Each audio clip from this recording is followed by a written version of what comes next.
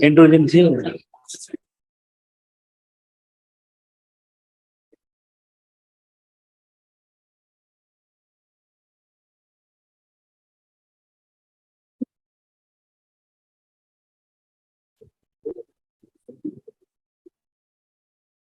यासिन साहब, जगन साहब, camera vice.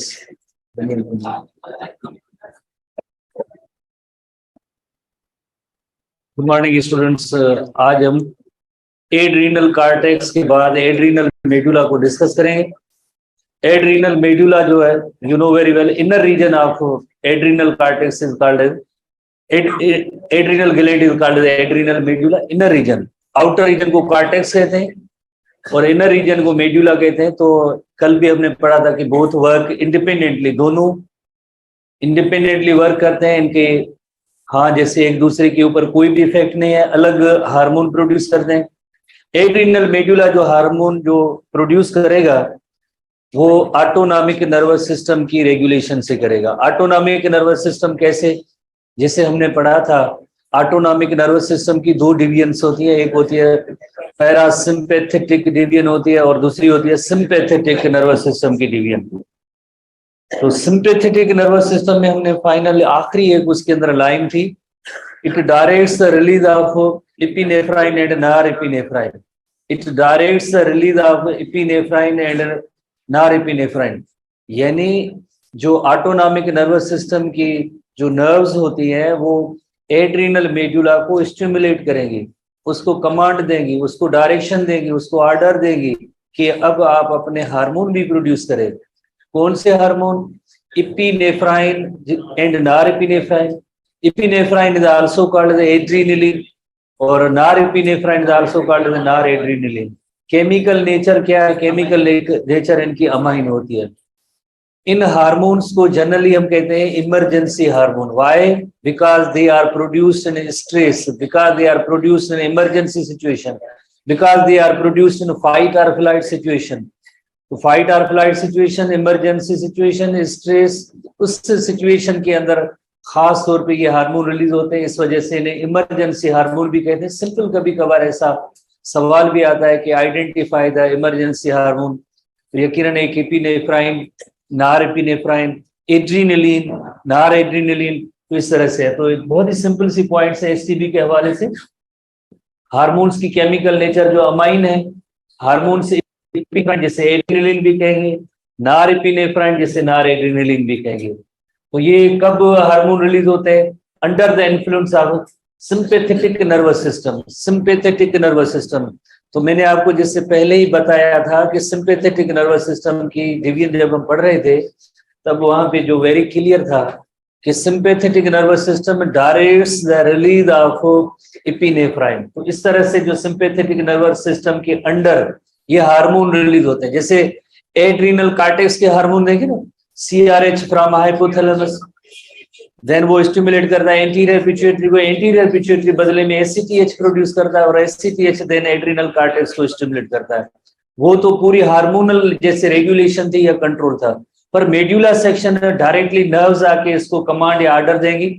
Command या ऑर्डर देने के बाद देन ये एपिनेफ्राइन या नॉरएपिनेफ्राइन हार्मोन रिलीज करेगा। तो इट सीक्रेट्स एड्रेनालिन, और जिस तरह से एपिनेफ्राइन भी एड्रेनालिन जैसे नॉरएपिनेफ्राइन कहेंगे। कब? Situation of stress. तो कौन सी सिचुएशन बॉडी में पैदा होती है? फाइट और emergency state of the body कहते हैं। इमरजेंसी हार्मोन इस वजह से स्ट्रेस में रिलीज होने की वजह से इन उसको जनरली कहते हैं emergency hormone. Very popular question है, सिंपल क्वेश्चन है, आप नोट करेंगे। इमरजेंसी हार्मोन जैसे एपिनेफ्राइन और नॉरएपिनेफ्राइन है, इनको हम इमरजेंसी हार्मोन कहते हैं। इमरजेंसी सिचुएशन में स्ट्रेस में रिलीज होते हैं, फाइट और फ्लाइट सिचुएशन में। जैसे आपको याद होगा parasympathetic nervous system relax state के अंदर डोमिनेंट जो नर्वस सिस्टम होता है, नॉर्मल एक्टिविटीज होती है, रिलैक्स स्टेट में एक्टिविटीज होती है, उसको रेगुलेट करता है। पर जो सिंपैथेटिक नर्वस सिस्टम होता है उसके हवाले से जो आपने पढ़ा था कि बॉडी के अंदर जैसे एक इमरजेंसी सिचुएशन जैसी, स्ट्रेस जैसे बहुत ही ज्यादा जैसे एक कंडीशन इस तरह से चेंज हो जाए कि हाईली एनर्जेटिक एक्टिविटीज स्टार्ट हो जाती हैं। तो जैसे आपको पता है कि एपिनेफ्राइन अगर रिलीज होगा तो increase is the heart beat, blood glucose level बढ़ जाएगी। कैसे?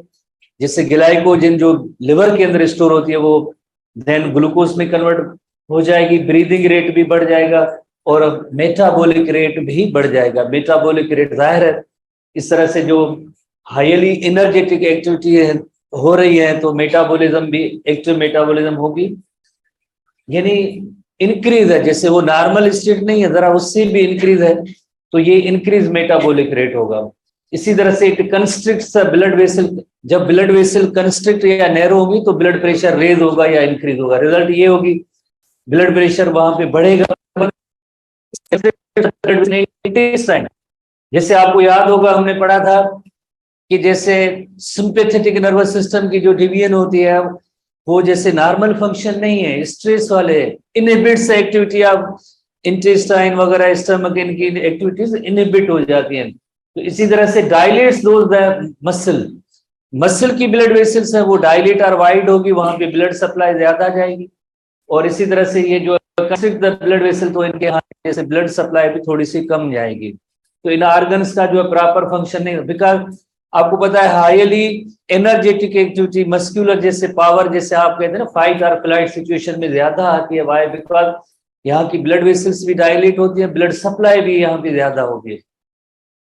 नॉरएपिनेफ्राइन फंक्शंस लाइक एपिनेफ्राइन, जैसे हम पढ़ते हैं ना एपिनेफ्राइन नॉरएपिनेफ्राइन, तो इनका फंक्शन तकरीबन एक जैसा है, पर मेन फंक्शन है इस नॉरएपिनेफ्राइन का to sustain the blood pressure को सस्टेन करना। ये नॉरएपिनेफ्राइन का एक जैसे मेन या बेसिक आप जैसे फंक्शन कहें कि वो है, बाकी तो दोनों हार्मोन से एक्टिविटी तकरीबन एक जैसी है। Basically it is related to the sustaining of the blood pressure को सस्टेन करना ये नॉरएपिनेफ्राइन का काम है। ठीक है, ये भी इस तरह से आप इस क्वेश्चन को लिंक करेंगे। प्रिंसिपली जैसे नॉरएपिनेफ्राइन का रोल या फंक्शन हुआ to sustain the blood pressure, otherwise दोनों हार्मोन्स एक जैसे ही हैं। बॉक्स के अंदर एक वेरी इंटरेस्टिंग पॉइंट या इंपॉर्टेंट पॉइंट है, पर उससे पहले जैसे हम थोड़ा सा रिकॉल करेंगे दोबारा, हालांकि हमने पढ़ा हुआ है सिंपैथेटिक नर्वस सिस्टम की डिवीजन जो है तो it dilates pupil eyeball जैसे बड़े हो जाते हैं, increases the heart beat, relaxes the airways यानी ब्रीदिंग रेट बढ़ जाता है, inhibits stomach activity, stimulates glucose release, कहां से? लिवर के अंदर ग्लाइकोजन होती है वो ग्लूकोज में कन्वर्ट होगी, सीक्रेट्स एड्रेनलिन, यानी सिंपैथेटिक नर्वस सिस्टम की डिवीजन के अंडर जो है एड्रेनलिन, जिसे एपिनेफ्राइन कहते हैं, एपिनेफ्राइन या एड्रेनलिन जो हार्मोन जो है वो रिलीज होता है अंडर एक सिंपैथेटिक नर्वस सिस्टम फाइट और फ्लाइट सिचुएशन, उसमें जो है ये एड्रेनलिन और एपिनेफ्राइन हार्मोन रिलीज होता है। Sympathetic nervous system directs the release of epinephrine और एड्रेनलिन हार्मोन, तो उसकी जो है उसके लिए भी जैसे ये डायरेक्शन देता है।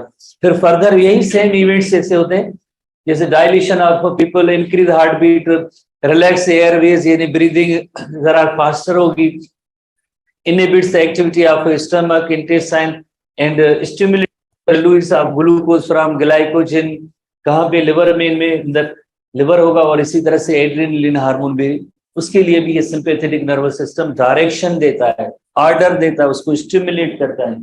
उसके बाद जैसे बॉक्स की एक पॉइंट है, वेरी इंपॉर्टेंट पॉइंट है, टेस्ट में ये सवाल इस तरह से आते रहते हैं बॉक्स रिलेटेड, किस तरह से कि epinephrine is sometime given in injection form in emergency state.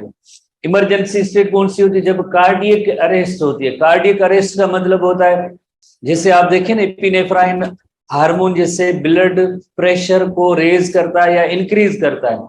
Cardiac arrest जब एक ऐसी सिचुएशन, कोई हार्ट अटैक जैसी सिचुएशन हो जाए या हार्ट की मसल प्रॉपर काम जैसे बीटिंग नहीं कर रही है, ब्लड प्रेशर को मेंटेन नहीं कर रही है, तो इवन जो डायरेक्ट जो है हार्ट के अंदर भी इसकी इंजेक्शन दी जाती है ताकि वापस हार्ट मसल थोड़ी सी एक्टिविटी करें, कॉन्ट्रैक्ट हो और हार्ट काम करना शुरू कर दे। तो इसमें जो है इमरजेंसी ट्रीटमेंट में एज ए कार्डियक अरेस्ट के सूरत में भी ये इंजेक्शन मेडिकली जैसे इसकी जो है एक सिग्निफिकेंस ये होती है कि अगर किसी पर्सन को, अनलकी पर्सन को जैसे हार्ट अटैक हो जाए, हार्ट काम ना कर रही हो, तो हार्ट मसल्स को वापस दोबारा से जैसे कॉन्ट्रैक्ट करवाने के लिए, जैसे बिकॉज इसका रोल है ना कि it increases the heart beat, तो हार्ट बीट को इंक्रीज करने के लिए वापस दोबारा इस तरह के इंजेक्शन फॉर्म में भी दी जाती है। बुक की में थोड़ी सी स्पेलिंग सही नहीं है, सही लफ्ज है anaphylactic shock, anaphylactic shock, anaphylactic shock है सही लफ्ज है, बुक में सही इसकी स्पेलिंग नहीं है। उसमें भी इस एपिनेफ्राइन को जैसे इस्तेमाल किया जाता है। एनाफाइलेक्टिक शॉक एक ऐसा शॉक होता है, कंडीशन इज कॉल्ड एनाफाइलेक्सिस। जैसे आपने हनी बी के बारे में सुना होगा, जब किसी पर्सन को, किन किन पर्सन में ये ऐसा होता है, जब किसी पर्सन को स्टिंग लगाती है हनी बी, तो बहुत ही ज्यादा जिस्म पे जैसे स्वेलिंग भी होती है, दाने भी निकल के आते हैं, काफी सारे रेडिश स्पॉट्स भी बन जाते हैं। कुछ लोगों की इसकी वजह से डेथ भी हो जाती है। क्यों डेथ होती है? बिकॉज उस सिचुएशन में, एनाफाइलेक्सिस की सिचुएशन में ब्लड प्रेशर लो हो जाता है और ये टंग है उसमें बहुत ज्यादा स्वेलिंग होती है, जिसकी वजह से थ्रोट जो है क्लोज हो जाएगी, ब्रीदिंग स्टॉप हो जाएगी और पर्सन की डेथ हो सकती है। इस किस्म की शॉक को कहते हैं जैसे anaphylactic shock. Condition is called anaphylaxis. Anaphylaxis जो एलर्जिक रिएक्शंस में भी होता है, कभी ऐसी मेडिकल कंडीशन होती है तब भी इसमें होता है, जिसमें low blood pressure, breathing stop हो जाएगी, टंग जो उसमें स्वेलिंग होगी, तो ये सिचुएशन होती है। तब भी जैसे एपिनेफ्राइन की जैसे जरिए उसकी ट्रीटमेंट की जा सकती है, या एजमा का जैसे अटैक होता है तब भी जैसे जाहिर है ब्रीदिंग एजमा के अंदर डिफिकल्ट होती है, तो उसको वापस ब्रीदिंग लाने के लिए जब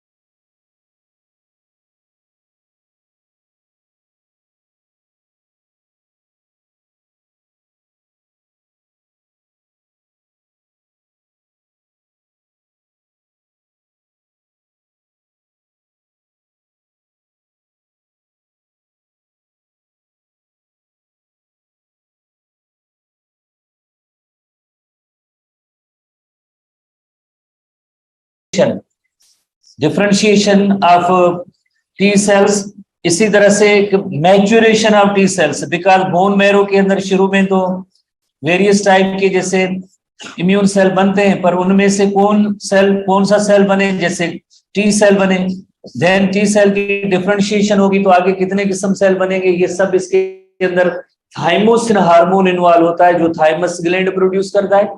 thymosin hormone is produced by thymus gland. जैसे देखें वर्ड से, आधे वर्ड से ऐसे होते हैं जिसके अंदर उसका जैसे आप मतलब भी आगे समझ जाएंगे कि कौन सा हार्मोन प्रोड्यूस करेगा। Thymus gland, thymosin hormone. Chemical nature, peptide in nature. Chemical nature peptide in nature होती है इसकी। तो जैसे इसकी लोकेशन भी आप पढ़ेंगे, लोकेशन क्या होती है, location upper part of the chest होती है, बिहाइंड द ब्रेस्ट बोन और स्टर्नम। स्टर्नम जो बोन है आपने पढ़ा है, स्टर्नम के हवाले से, स्टर्नम तो जैसे बायोलॉजिकल टर्म है, commonly called as breast bone. Sternum, sternum जिसके साथ रिब्स अटैच होती है, तो ये स्टर्नम सिंगल बोन जो होती है उसे ब्रेस्ट बोन भी कहते हैं। कंसिस्ट ऑफ टू लोब्स, यानी थाइमस ग्लैंड की दो लोब्स हैं, two lobes and join in front of the trachea. हम एक इलस्ट्रेशन देखते हैं इसमें, इसकी लोकेशन और शेप भी देखते हैं कि कहाँ पे जैसे ये थाइमस ग्लैंड होता है। जैसे ट्रेकिया और विंड पाइप है, और उसके साथ साथ ये बाइलोब्ड स्ट्रक्चर इन फ्रंट आके जैसे दोनों लोब्स आके ज्वाइन करती हैं, इससे हम कहते हैं थाइमस ग्लैंड। थाइमस ग्लैंड जो होता है वो बाइलोब्ड स्ट्रक्चर है, यानी दो इसकी लोब्स होती हैं। सेक्शन करेंगे तो फिर उसके अंदर जैसे फर्दर जैसे हमारे बुक में इनकी इलस्ट्रेशन बुक में जैसे टेक्स्ट नहीं है, जस्ट हम लोकेशन को ही नोट कर सकते हैं कि इसकी लोकेशन क्या है। In front of the trachea दोनों लोब्स आके ज्वाइन करती हैं, in front of the trachea, जैसे ट्रेकिया और विंड पाइप उसके इन फ्रंट आके ये दोनों लोब्स आके ज्वाइन करती हैं, दैट इज कॉल्ड एज, इसे हम कहते हैं थाइमस ग्लैंड कहते हैं। ये थाइमस ग्लैंड होता है, ये लोकेशन हुई। और रोल या फंक्शन के हवाले से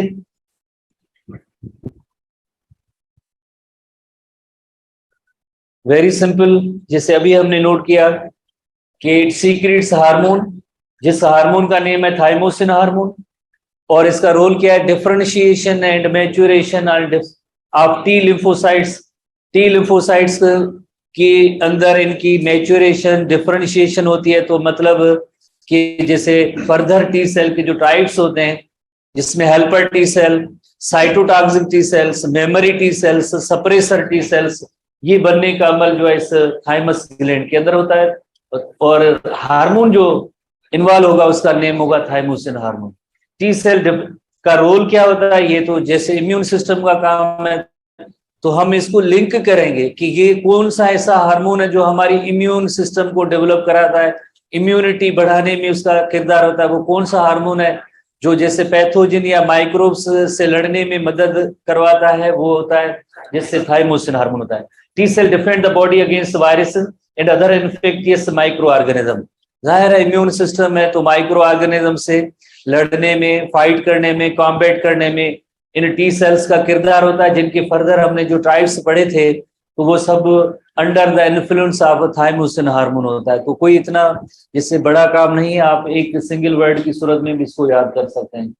थाइमस ग्लैंड के बाद नेक्स्ट हम आते हैं पाइनियल ग्लैंड, जो ब्रेन के अंदर ही मौजूद है। पाइनियल ग्लैंड मेलाटोनिन हार्मोन होता है, अमाइन इन नेचर होती है। मेलाटोनिन हार्मोन की amine in nature, amine in nature, amine का मतलब होता है कि सिंगल और मॉडिफाइड अमाइनो एसिड होगा तो उसे हम कहते हैं अमाइन इन नेचर होती है। जिसे pineal gland melatonin hormone produce करता है। तो अक्सर स्टूडेंट्स एक बायोलॉजी के अंदर थोड़े कंफ्यूजिंग टर्म्स भी हैं, जैसे मेलेनोसाइट को इससे रिलेट करते हैं, मेलेनोसाइट को या मेलानिन के साथ इसको रिलेट करते हैं। मेलानिन और मेलाटोनिन में फर्क है, मेलानिन और मेलाटोनिन में फर्क है, डिफरेंस है। हम जल्दी में ये ऑप्शन अगर होता है ना वो हाँ बड़ा ऐसे स्टिक कर देते हैं, तो दोनों के अंदर जरा जैसे बिल्कुल डिफरेंस है। आपने देखा कि इंटीरियर लोबा पिट्यूटरी ग्लैंड, ह्यूमन की इंटीरियर लोबा पिट्यूटरी ग्लैंड से MSH रिलीज होता है। MSH मेलेनोसाइट स्टिमुलेटिंग हार्मोन जो रिलीज होता है, MSH मेलेनोसाइट स्टिमुलेटिंग हार्मोन। और देन जो आपको पता है कि वो स्किन के अंदर जो मेलेनोसाइट होते हैं मेलानिन पिगमेंट को स्टिमुलेट करते हैं प्रोडक्शन के लिए। पर जैसे you know very well pineal gland है वो मेलाटोनिन हार्मोन प्रोड्यूस करता है, पाइनियल ग्लैंड मेलाटोनिन हार्मोन। अगर इसको एक सिंगल वर्ड में आप नोट कहें कि ये जो बायोलॉजिकल रिदम्स हैं, बायोलॉजिकल रिदम्स हैं उनको मेंटेन कराने में इस हार्मोन का रोल होता है। Biological rhythm, biological rhythms daily activities है किसी भी ऑर्गेनिज्म की, स्पेशली ह्यूमन बीइंग के हवाले से स्लीप वेक साइकिल्स है, इनको रेगुलेट करने के लिए मेलाटोनिन हार्मोन है।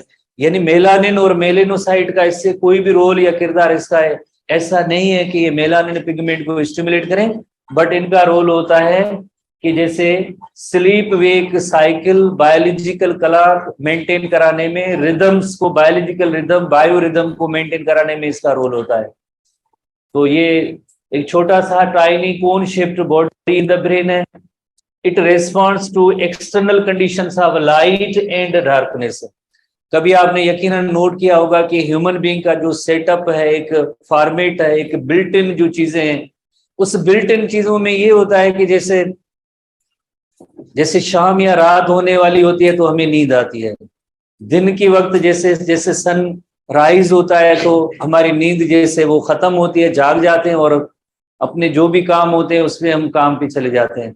वाई आखिरकार ऐसा क्यों होता है? आजकल तो हमने भले उसको मॉडिफाई कर दिया है इस चीज को कि सारी रात हम जागते हैं, स्टडी करते हैं, study through book, book is Facebook, तो उसके जरिए जो स्टडी करते हैं, ठीक है ना, तो भले सारी रात जागते हैं, वो अलग चीज है। अदरवाइज जैसे एक नेचुरल सेटअप है इंसान का, जो जैसे आपकी बात है कि जो मोबाइल होता है ना, उसके अंदर एक चीजें होती है बिल्ट इन, बिल्ट इन की मीनिंग है इसके अंदर जो बनी हुई है, उसके अंदर आप चेंज नहीं करेंगे, चेंज करेंगे तो आप फर्दर जानते हैं। बाकी जो चीजें होती है इडेप्ट जैसे की जाती है, इडेप्ट की मीनिंग है कि यहाँ जूम ऐप डाउनलोड कर दिया, जूम ऐप पढ़िए, व्हाट्सएप डाउनलोड कर लिया है, वो ऐप पढ़िए। कुछ चीजें ऐसी होती हैं जो बिल्ट इन होती हैं, वो कंपनी की तरफ से है। तो ये हमारी जो कंपनी की तरफ से जो हमें चीजें मिली हैं, उसमें ये है कि लाइक हमें जो नेचुरल जो टाइम है सोने का वो होता है, जैसे डार्कनेस शुरू होती है, और देन खास तौर पे अगर आप थर्ड डेजर्ट की, अब अभी भी कुछ ऐसे गांव हैं जहाँ पे बिजली वगैरह नहीं है, तो आप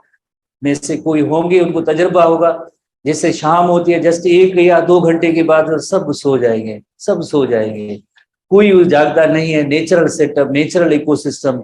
और जैसे सुबह होने सनराइज से पहले 1-2 घंटे पहले जाग जाते हैं काम वगैरह करके, और दिन वापस आ जाते हैं दिन की लाइट के अंदर।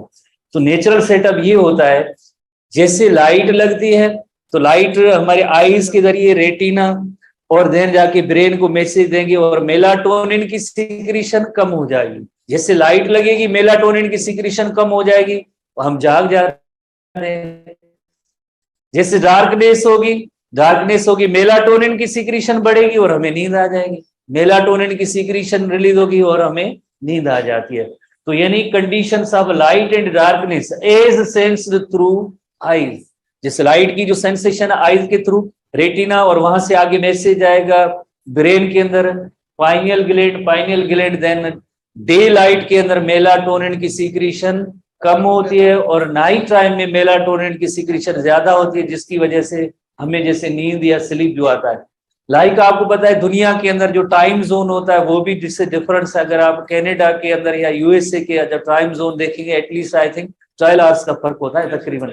अगर हम यहाँ से जाएं और उस कंट्री में चले जाएं जहाँ पे इतना बड़ा डिफरेंस हो, तो यानी हमारा जो रिदम है वो किस हवाले से मेंटेन है, जो हमारा जो साइकिल है वो इस टाइम जोन के हवाले से। अगर उस कंट्री में आप जाएंगे तो यकदम एक बड़ी चेंज आ जाएगी। अगर जिस तरह से यहाँ पे रात है तो वहां पे दिन है, वहां पे जैसे दिन होता है तो इधर रात है। हमारा तो टाइम सेटअप इस तरह से यकदम अगर उधर जाएंगे तो एक बॉडी के अंदर सिचुएशन, एक कंडीशन डेवलप होती है जिससे जेट लैग कहते हैं, हमारे बुक में नहीं है, वो डिस्टर्ब होता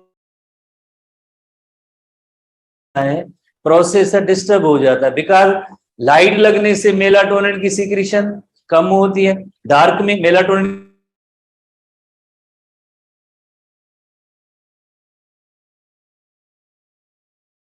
होता है, और सर में भी दर्द होता है। जो लोग कहते हैं कि यार बेचारा थक के आया है, 12 घंटे की जो ट्रेवल करके आया है, थका हुआ है, इस वजह से जो है पर्सन जो है उसमें ये जो ऐसी कंडीशन डेवलप हुई है। और खाने की भी तलब या एहसास भी, इवन वोमिटिंग होगी, खाना उसकी ऐसी जो लाइक कंडीशन होगी, सामने आ गया जैसे नहीं नहीं मुझे नहीं चाहिए, इवन वोमिटिंग जैसी सिचुएशन होती है। जस्ट 1 या 2 दिन के बाद फिर देन वहीं का जो सेटअप होगा लाइट का, तो उस हवाले से उसका जो बैलेंस हो जाएगा। अदरवाइज जो ऐसी कंडीशन डेवलप होती है ये इस मेलाटोनिन हार्मोन की वजह से होती है। स्लीप वेक साइकिल को रेगुलेट करते हैं, बायोलॉजिकल रिदम को रेगुलेट करते हैं। इसी तरह से मेलाटोनिन जैसे ना very clear it secrets at night, जैसे डार्कनेस या नाइट की जो टाइम में मेलाटोनिन हार्मोन की रिलीज हुई, जैसे मेलाटोनिन हार्मोन रिलीज हुआ पर्सन को नींद आ जाती है। The level of melatonin rises from day to night, जैसे आपने अभी सीखा है कि डे टाइम में मेलाटोनिन हार्मोन कम रिलीज होता है, नाइट टाइम में ज्यादा होता है। एज वेल एज सीजन की मीनिंग है, जैसे आपने जैसे 1-2 महीने पहले देखा छोटे दिन थे, रातें बड़ी थी, अब जैसे सीजन चेंज हो रही है, सीजन चेंज, दिन बड़ा है और रातें छोटी हैं। तो इसमें भी जैसे मेलाटोनिन की सिक्रीशन यकीनन डे लेंथ में या डे टाइम में मेलाटोनिन कम रिलीज नहीं होता है, नाइट टाइम में ज्यादा होता है। सीजनल वेरिएशंस होती है, इसकी वजह से भी इस हार्मोन की प्रोडक्शन पे असर होता है। इसी तरह से variation influence the growth and development of gonads. हमारे बुक में इनकी इतनी ज्यादा डिटेल नहीं है। गोनेड्स की फिजियोलॉजी को ये मेलाटोनिन हार्मोन अफेक्ट करता है। स्पेशली जो अदर बुक्स है वो ये कहते हैं कि FSH और LH की सिक्रीशन को ये स्टॉप करता है, रोकता है, इनहिबिट करता है। कौन? Melatonin hormone. Melatonin hormone gonads से कहेगा कि आप जो है ना FSH और LH प्रोड्यूस ना करें। And you know very well FSH और LH का रोल इतना इंपॉर्टेंट होता है। गोनेड्स जैसे गैमीट्स प्रोड्यूस करते हैं, हार्मोन प्रोड्यूस करते हैं, वो इन दोनों हार्मोन की अंडर होते हैं, काम करते हैं। तो इस वजह से इनकी मैच्योरेशन या रिप्रोडक्शन के हवाले से भी इसका इनडायरेक्ट वे में एक बहुत ही बड़ा किरदार होता है। ये कहेंगे कि melatonin is involve in biological rhythm और बायो रिदम इसमें इन्वॉल्व है। आखिरी एंडोक्राइन ग्लैंड पे हम आएंगे, last one, that is gonads. और gonads you know very well, दो किस्म के गोनेड्स होते हैं। Male gonads are called as testis and female gonads are called as ovaries. Testis का काम होता है, बेसिक काम होता है गैमीट प्रोड्यूस करना, मेल गैमीट प्रोड्यूस करना, स्पर्म। और ओवरीज का जो बेसिक काम जैसे एक होता है एग सेल प्रोड्यूस करना या फीमेल गैमीट प्रोड्यूस करना। पर इनके हवाले से जैसे ये एंडोक्राइन इन नेचर भी है। एंडोक्राइन इन नेचर का मतलब है कि ये हार्मोन भी प्रोड्यूस करते हैं। तो टेस्टिस सबसे पहले हम आते हैं, जिनको हम कहते हैं मेल गोनेड्स कहते हैं। Male gonads are the testis. क्या प्रोड्यूस करेंगे? एंड्रोजन है, जिसका एक नाम है टेस्टोस्टेरोन, जिसे मेल हार्मोन कहते हैं। ये मेल हार्मोन भी है because it maintains a secondary sexual characteristic. Testosterone hormone maintains a secondary sexual characteristic. एक होते हैं प्राइमरी सेक्सुअल कैरेक्टरिस्टिक। जैसे कोई भी, जैसे बेबी उसका बर्थ होता है तो उस वक्त पता चल जाता है कि आइदर बेबी इज मेल और फीमेल जेंडर के साथ बेबी का बर्थ हुआ है। तो उस एक्सटर्नल जेनाइटल ऑर्गन्स होते हैं, उनसे पता चलता है कि आइदर मेल और फीमेल। पर कुछ ऐसी फीचर्स होती है जो मीन्स तकरीबन जैसे 10, 11 या 12 सालों के बाद बच्चों में आहिस्ता आहिस्ता अपीयर होते हैं। जैसे अगर एक बॉय है, उसके अंदर जैसे 8 या 9 क्लास में जब बच्चा आता है तो आपने देखा होगा उसके अंदर आहिस्ता आहिस्ता थोड़ी सी चेंजेस आने का अमल शुरू होता है। बियर्ड है, मोस्टेचेस है, मसल्स जरा बल्की हो जाती हैं, वॉइस में भी फर्क आ जाता है, वॉइस में भी फर्क आ जाता है। तो ये सारी ऐसी चेंजेस होंगी, उन्हें हम कहेंगे secondary sexual characteristic. Secondary sexual characteristic के अंदर जैसे बियर्ड एंड मोस्टेचेस जैसे हमारे बुक में जैसे मेंशन है। बाकी अदरवाइज जैसे it stimulates the bone and muscle growth, development of secondary sexual characteristic, it is related to the testosterone. और टेस्टोस्टेरोन को हम कहेंगे male hormones because it maintains a secondary sexual characteristic. थोड़ी सी एक लिस्ट हम देखेंगे कि कौन से मेल और फीमेल के अंदर सेकेंडरी सेक्सुअल कैरेक्टरिस्टिक होते हैं। सेकेंडरी सेक्सुअल कैरेक्टर होते हैं। Secondary sexual characteristics in male जो होते हैं, जैसे उसमें hair growth on the face in the form of beard and moustaches. पहली बात, हेवियर मस्कुलेचर होता है, यानी मसल्स जरा बल्की होंगी, हेवियर होंगी। एडम्स एप्पल जो अपीयर होता है, Adam's apple nothing but thyroid gland का कार्टिलेज होता है। वो जरा जैसे नेक रीजन के अंदर आपने ऑब्जर्व किया होगा, अक्सर मर्दों के अंदर जैसे ये कार्टिलेज थोड़ा बड़ा होता है, जिसे कहते हैं एडम्स एप्पल होते हैं, कहते हैं। फीमेल में निकला हुआ, बाहर निकला हुआ ऐसा नहीं होता है, कार्टिलेज ही है, थोड़ी सी उसकी इंक्रीज होती है। The angle of the thyroid cartilage surrounding the larynx is called as Adam's apple. इसी तरह से लैरिंक्स बिकम लार्जर और उसमें डीपर वॉइस पैदा होता है। जैसे अभी हमने नोट किया कि बच्चों की जब 8, 9 क्लास के जब अंदर आते हैं बच्चे, तो उसकी वॉइस वो डीपर हो जाता है, अचानक जैसे उसके अंदर चेंज आ जाता है। More body hairs as compared to females. Female की बॉडी में इतने हेयर्स नहीं होते हैं और मेल के अंदर जो बॉडी हेयर्स ज्यादा होते हैं, ये because of secondary sexual characteristic. अगर फीमेल की सेकेंडरी सेक्सुअल कैरेक्टरिस्टिक देखे जाए तो डेवलपमेंट ऑफ ब्रेस्ट है, लाइटर मस्क्यूलेचर है, वहां पे हेवी मस्क्यूलेचर है, शिरिल एंड हायर पिच वॉइस है। जो औरतों की जो आवाज जो होती है जब खास तौर पे 10, 11, 12 ईयर से स्टार्ट हो जाता है, फर्क पता चल जाता है कि ये मेल का वॉइस है या फीमेल का। तो हायर पिच वॉइस होती है, फीमेल्स की होती है। ब्रोडनिंग ऑफ द हिप्स होती है, फैट की भी डिपोजिशन होती है ऑन द हिप्स होती है, और less body hairs as compare to male होते हैं। तो इन्हें हम कहते हैं सेकेंडरी सेक्सुअल कैरेक्टरिस्टिक। ये secondary sexual characteristic oestrogen hormone का लाइक ये काम होता है, उसमें मेंटेन कराना फीमेल के अंदर ईस्ट्रोजन हार्मोन। इसी वजह से ईस्ट्रोजन हार्मोन को हम कहते हैं फीमेल सेक्स हार्मोन है, estrogen hormone, because it maintains secondary sexual characteristic. इनको मेंटेन कराना, ये सेकेंडरी सेक्सुअल कैरेक्टरिस्टिक को मेंटेन कराना फीमेल के अंदर ईस्ट्रोजन हार्मोन का होगा काम। मेल के अंदर जो है टेस्टोस्टेरोन हार्मोन का काम होगा, मेल के अंदर जो है टेस्टोस्टेरोन हार्मोन का काम है। तो इसी वजह से टेस्टोस्टेरोन को हम कहते हैं male hormone, why because it maintains secondary sexual characteristic.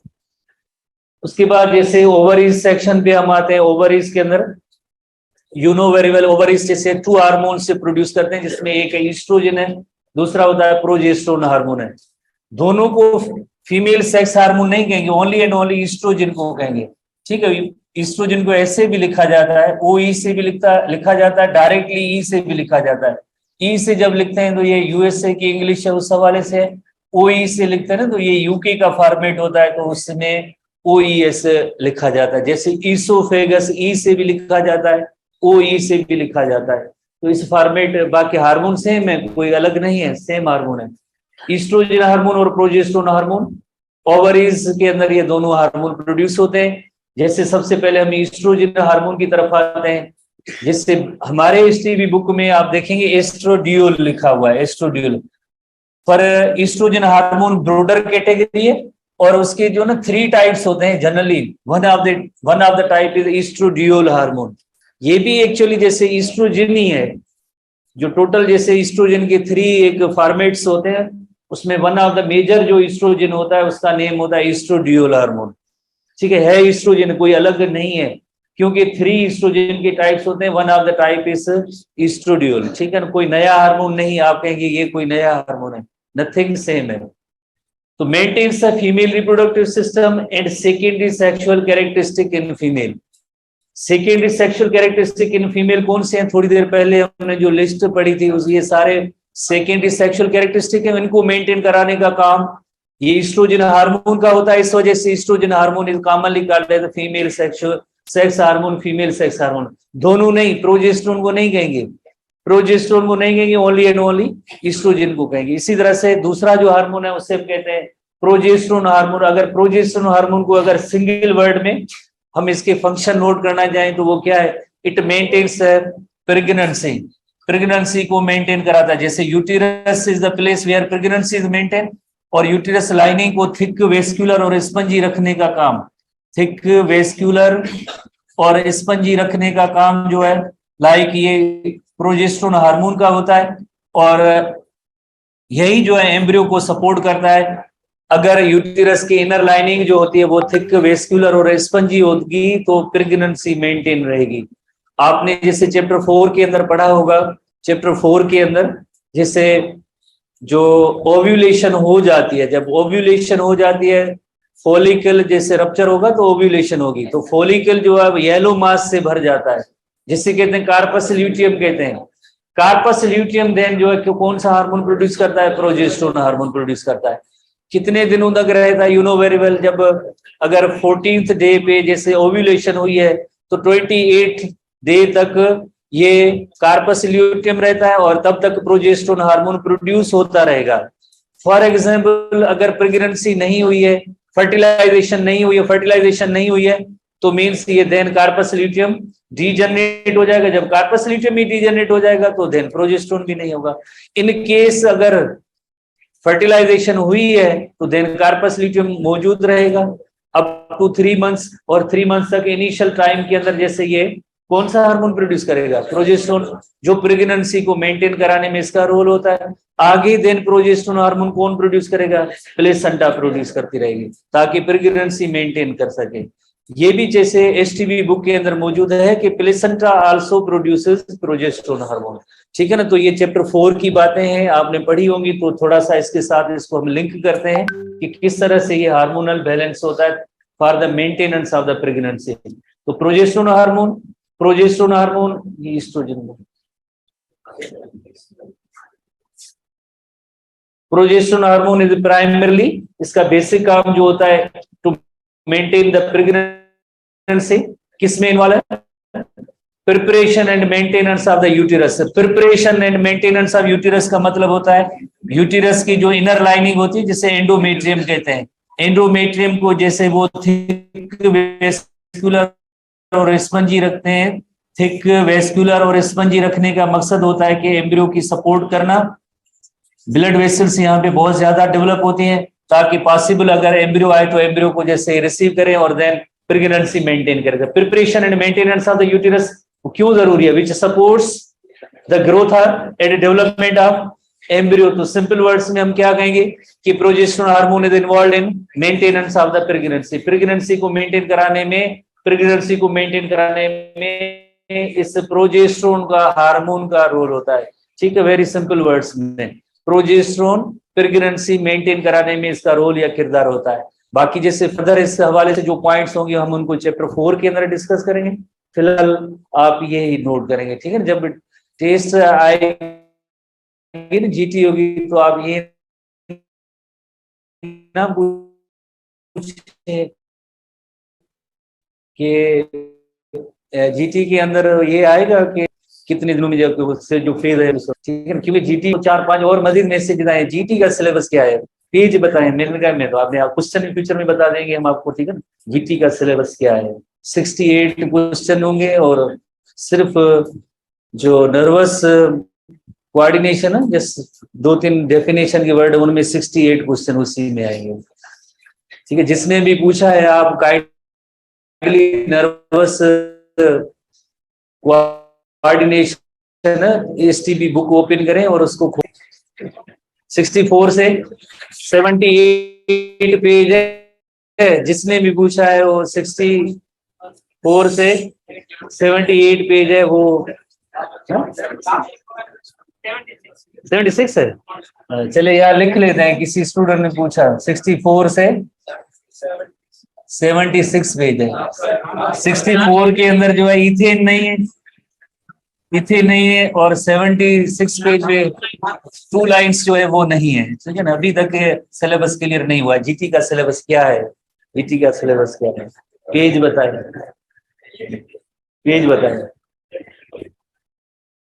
थोड़ा सा एक डिफरेंस है, अगर आप इसको हम कवर कर लेते हैं। जीटी का सिलेबस हो गया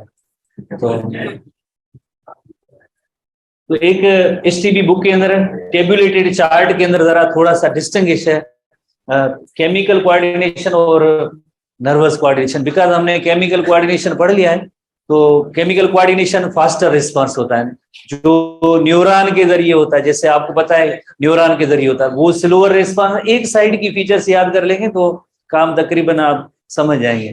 कम्युनिकेशन इलेक्ट्रोकेमिकल है और वो प्योरली केमिकल है। ये किसके जरिए है? न्यूरॉन के जरिए, वो एंडोक्राइन ग्लैंड्स के जरिए होती है। Response is shorter and duration. जैसे अगर withdrawal of the hand from hot object करते हैं तो हमने विथड्रॉ कर दिया ना, उसके बाद ऐसे नहीं कि हमेशा के लिए हम विथड्रॉल करते रहेंगे, पर हार्मोन के इफेक्ट होते हैं वो लॉन्ग लास्टर होते हैं। जैसे अगर जीएच की ओवर प्रोडक्शन हो, किसी पर्सन का कद बड़ा हो जाए, वो वापस कद छोटा नहीं होगा, यानी ये इरिवर्सिबल होते तकरीबन effects. Secretory chemicals are release in extracellular fluid. जैसे न्यूरो ट्रांसमीटर होता है ना, न्यूरॉन के एंड पे, एक्सॉन टर्मिनल पे, एंड पे रिलीज होता है, एक्स्ट्रा सेल्यूलर फ्लूइड में रिलीज होगा, जाके एसिटाइलकोलिन मसल को कॉन्ट्रैक्ट करवाने के लिए कहता है। और वहां पे जैसे अगर आप देखें directly inter into the blood stream होता है। इसी तरह से केमिकल मैसेंजर्स को न्यूरोट्रांसमीटर कहेंगे और उनके केमिकल मैसेंजर को हम क्या कहेंगे? हार्मोन्स कहेंगे। थोड़ा सा ये डिफरेंस नोट करेंगे, पढ़ेंगे थोड़ा सा। ये भी जीटी में नहीं आएगा, इस जीटी में नहीं आएगा कि जीटी का सिलेबस क्या है। नेक्स्ट जो जीटी होगी ना उसके अंदर ये हम इसमें सवाल इंक्लूड करेंगे, इस जीटी में नहीं होगा। सी